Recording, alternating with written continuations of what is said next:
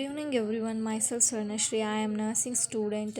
Today onwards I am going to do videos regarding nursing education. It will help to nursing students and it will about the nursing education only. BSc nursing for BSc nursing students, Rajiv Gandhi University, and as much as possible I will try to cover the blueprint questions. I will just focus on towards blueprint questions only.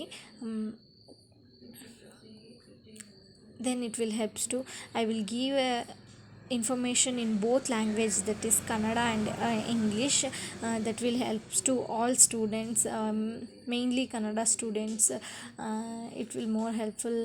I felt like that ಕನ್ನಡದಲ್ಲಿನೂ information ಕೊಡೋದಕ್ಕೆ ತುಂಬ try ಮಾಡ್ತೀನಿ. So please ನನಗೆ support ಮತ್ತು ನಿಮ್ಮ support ತುಂಬಾ ಮುಖ್ಯ. So please like ಮಾಡಿ, ಶೇರ್ ಮಾಡಿ, ಆ್ಯಂಡ್ ಎಷ್ಟು ಜನಕ್ಕಾಗುತ್ತೋ ಅಷ್ಟು ಈ ವಿಡಿಯೋಸ್ನ ತಲುಪಿಸೋದಕ್ಕೆ ಟ್ರೈ ಮಾಡಿ. ಆ್ಯಂಡ್ ನನ್ನ ಚಾನಲ್ಗೆ ಸಬ್ಸ್ಕ್ರೈಬ್ ಮಾಡಿ.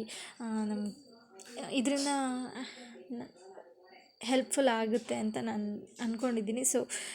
ಸೊ ಪ್ಲೀಸ್ ಏನಾದರೂ ತಪ್ಪಿದರೆ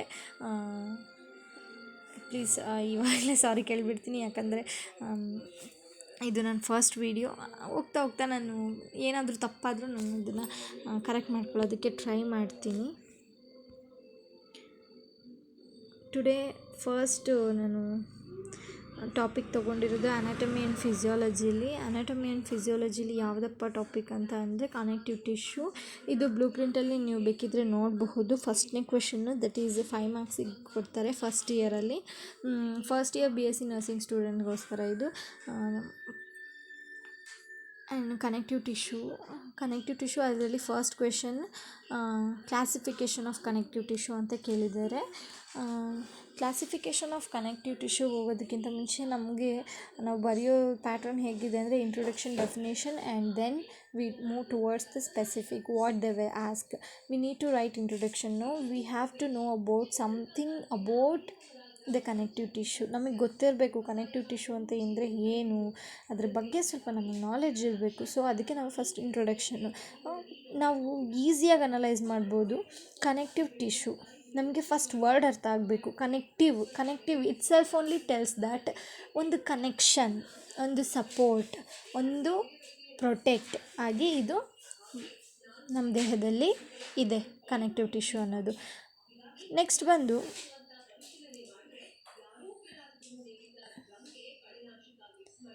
it consists of fibrous and non-fibrous elements. You people all know that it consists of fibrous and non-fibrous elements. Introduction ಇದು ಅನಾಟಮಿ ಆ್ಯಂಡ್ ಫಿಸಿಯಾಲಜಿಲಿ ಬರೋದ್ರಿಂದ ನಾನು ಈ ಸ್ಲೈಡ್ ಹಾಕಿದ್ದೀನಿ ಅಷ್ಟೇ. ಬಟ್ ಮೇಜರಾಗಿ ಇಲ್ಲಿ ಕಾನ್ಸಂಟ್ರೇಟ್ ಮಾಡಬೇಕಾಗಿರೋದು ನಾವು ಕ್ಲಾಸಿಫಿಕೇಷನ್ ಆಫ್ ಕನೆಕ್ಟಿವ್ ಟಿಶ್ಯೂ ಇದ್ರ ಬಗ್ಗೆ.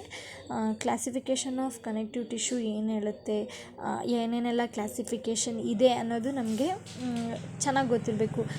ನೀವು ಜಾಸ್ತಿ ಎಲ್ಲ ಕತೆ ಬರೆಯೋದು ಬೇಡ, ನೀವು ಸ್ಪೆಸಿಫಿಕ್ಕಾಗಿ ಏನಿರುತ್ತೆ ಅದನ್ನು ಬರೆದಾಯಿತು. ನೆಕ್ಸ್ಟು ಡೆಫಿನೇಷನ್ ಏನಂತ ಅಂದರೆ connective tissues are a group of tissues which connects or binds other tissues in the body. Okay, ಇನ್ನೊಂದು ಸಲ ಹೇಳ್ತೀನಿ. Connective tissues are a group of tissues which connects or binds other tissues in the body. Connective ಟಿಶ್ಯೂಗಳು ಒಂದು group of tissues. ಅವು ನಮ್ಮ ದೇಹದಲ್ಲಿ connect ಆಗಿರ್ತವೆ ಮತ್ತು ಬೈಂಡ್ಸ್ ಆಗಿರ್ತವೆ.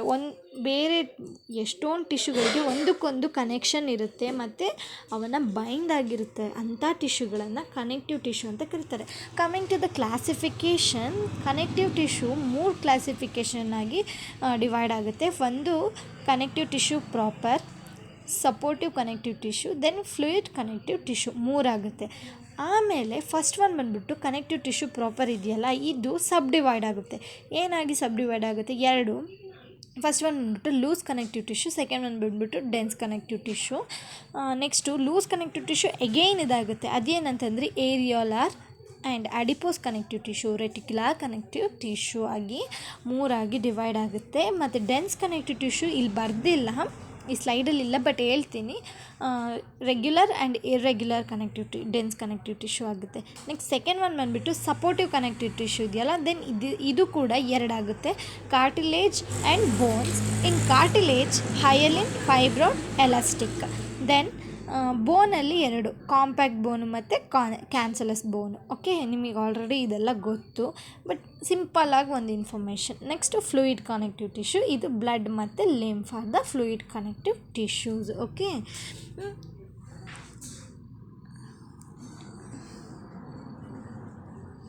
ಇಷ್ಟು ಆಲ್ರೆಡಿ ಒಂದು ಸಲ ಸಮ್ಮರೈಸ್ ಮಾಡಿಬಿಡ್ತೀನಿ. The classification of connective tissue. The connective tissues are mainly divided into three types: the connective tissue proper, supportive connective tissue, and fluid connective tissue. In that, first one, that is the connective tissue proper, in that again divided into loose connective tissue and dense connective tissue. In loose connective tissue, that is again subdivided into areolar, adipose, and reticular. Then dense connective tissue, here the information is not there, but I will tell, that is irregular connective tissue and regular connective dense connective tissue. Then coming to the second type, that is supportive connective tissue. In supportive connective tissue, again divided into cartilages and bones. In cartilages, again subdivided into hyaline, fibroid, and elastic. Then in bones,